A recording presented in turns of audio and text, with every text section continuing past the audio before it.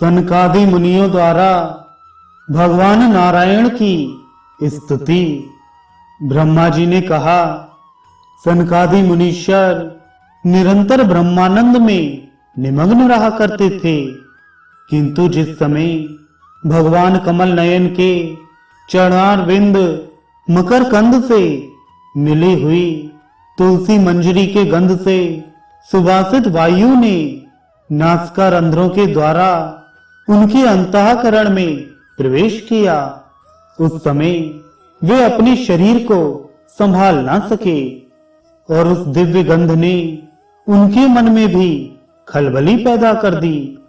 भगवान का मुख नील कमल के समान था, अति सुंदर अधर और कुंदकली के समान मनोहर हास से उसकी शोभा और भी बढ़ गई थी। उसकी झांकी करके वे कृत्य हो गए और फिर पद्मराग के समान लाल लाल नखों से सुशोभित उनके चरण कमल देखकर वे उन्हीं का ध्यान करने लगे।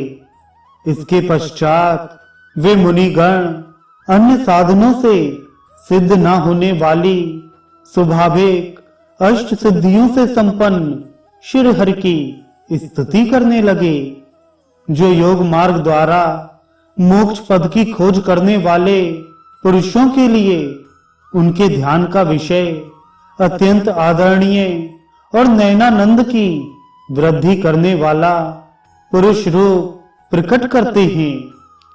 सनकादि मुनियों ने कहा, अनंत, यद्यपि आप अंतर्यामी रूप से दुष्ट चित्त पुरुषों के हृदय में भी स्थित रहते हैं, तथापि उनकी दृष्टि से ओझल ही रहते हैं, किंतु आज हमारे नेत्रों के सामने तो आप साक्षात विराजमान हैं। प्रभु, जिस समय आपसे उत्पन्न हुए हमारे पिता ब्रह्मा जी ने आपका रहस्य वर्णन किया था, उसी समय श्रवण रंध्रों द्वारा हमारी बुद्धि में तो आप आ विराजे थे, किंतु प्रत्यक्ष दर्शन का महान सौभाग्य तो हमें आज ही प्राप्त हुआ है। भगवान, हम आपको साक्षात परमात्म तत्व ही जानते हैं।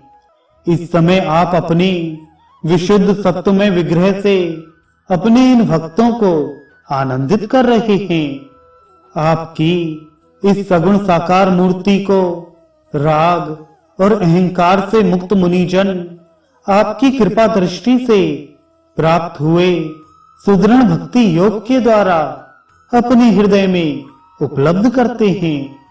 प्रभु, आपका सुयश अत्यंत कीर्तनीय और सांसारिक दुखों की निवृत्ति करने वाला है। आपके चरणों की शरण में रहने वाले जो महाभाग आपकी कथाओं के रसिक हैं, वे आपके आत्यांतिक प्रसाद मोक्ष पद को भी कुछ अधिक नहीं गिनते। फिर जिन्हें आपकी जरासी टेढ़ी भौं ही भयभीत कर देती है, उन इंद्रपद आदि अन्य भोगों के विषय में तो कहना ही क्या है।